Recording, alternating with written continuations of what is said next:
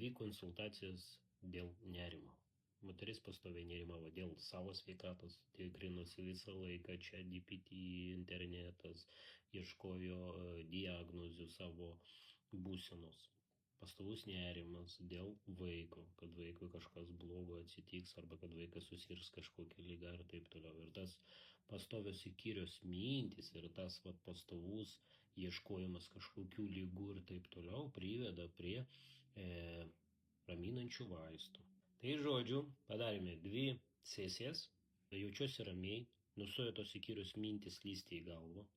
Aišku, kad nuo karto, kai dar kažkas atsitinka, iš to įpratimo vis bandau kažką ieškoti, bet paskui greitai save pagaunu ir nusiraminu.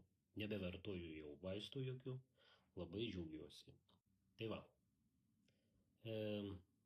Kartais va taip pasireiškia nerimas įkyriomis mintimis, kurios paskui priveda net prie panikos atakų.